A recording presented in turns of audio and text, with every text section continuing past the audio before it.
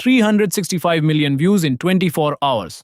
The record the Deadpool and Wolverine trailer set in 2024, not the movie, the trailer, making it cost about $200,000. Airing 30 seconds of it at the Super Bowl, 8 million. Welcome to the business of 2.5 minutes. Trailers aren't just ads. Ask people how they first heard about the last movie they saw in a theater. The top answer at 36% is a trailer.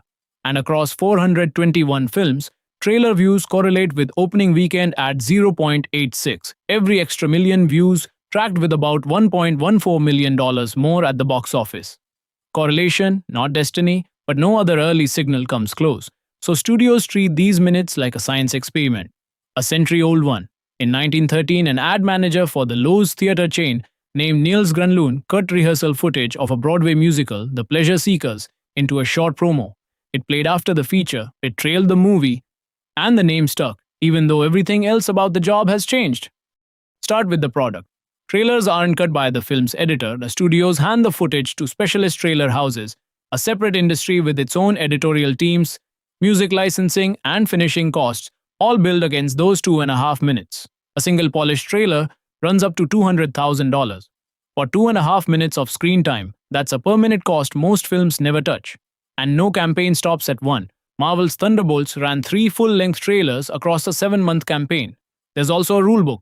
Studios follow voluntary MPA guidelines capping trailers at 2 minutes 30. Historically, each studio got 1 exemption per year. That's how a Man of Steel trailer ran 3 full minutes. In 2014, theater owners pushed new guidelines, 2-minute trailers, 2 exemptions a year. Why does the cap matter so much? Scarcity. When every studio gets the same 150 seconds, the fight moves inside the cut. And that pressure shapes everything you're about to see. Now the part nobody sees. Showing the trailer costs far more than making it. Reporting in 2025 called this market pay for play. Before your screening, 2 preview slots are reserved, as if free, for the studio distributing the movie you came to watch. The remaining 4 to 6 slots are sold. Major studios sign annual marketing agreements with the big chains, AMC, Regal, Cinemark, worth roughly $2 to $5 million per chain per year, with guaranteed trailer placement built in. Independents pay retail. A24 and Neon have paid up to $1 million across chains to attach one trailer to one specific film. And this market is older than it looks. Back in 2001, a Sony executive paid an estimated $100,000, split among 4 theater chains, just to slot a trailer for the comedy The Animal in front of The Mummy Returns. Today, the handshake is institutional. Chains guarantee studios their trailer will run before 50 to 100% of screenings of a chosen title. And the most expensive screen isn't in a theater at all. A 30-second Super Bowl slot cost about $8 million in 2025. Universal's 90-second Jurassic World trailer in 2018, around $12 million. The most expensive Super Bowl movie spot ever. Why would anyone pay $8 million for 30 seconds of screen time? Because trailer launches stopped being ads somewhere along the way. They became box office events in their own right, with their own records to break.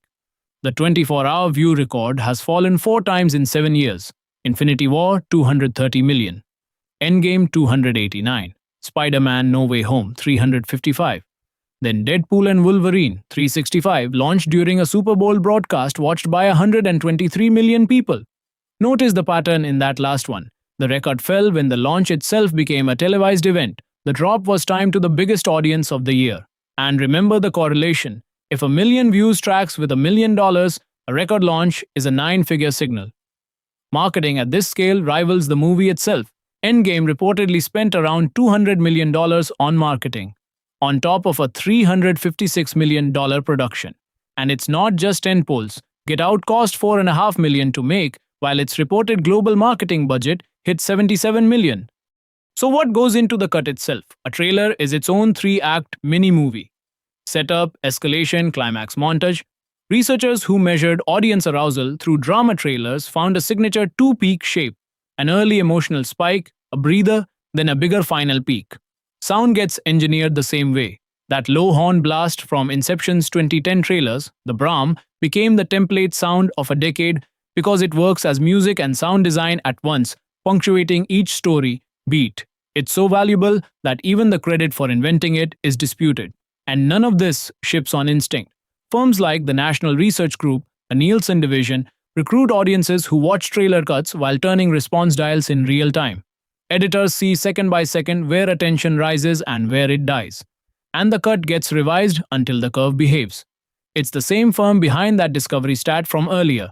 NRG's biannual survey is where the 36% number comes from. At its peak, trade reporting put Hollywood's spend on testing films and marketing materials around $100 million a year. Now put the whole pipeline together, the full journey of those 2.5 minutes, from edit bay to your eyeballs. The studio briefs the trailer houses. Editors build competing cuts against a 230 ceiling. Research firms run those cuts past dial-holding audiences scene by scene. That two-peak emotional curve isn't an artistic accident. It's the shape that survives testing. Even the spoilers may be deliberate. In 2011, UC San Diego researchers found people enjoyed spoiled stories more, across mysteries, twist endings, and literary fiction. About half of moviegoers complain trailers give away the best scenes. The data suggests that might be exactly why they buy tickets. Then the cut locks and the money pivots to placement. Chain agreements, bought slots, maybe one $8 million Super Bowl bet. So next time a trailer hits you with a horn blast at second 90 and seems to show you the whole movie, nothing about that was accidental.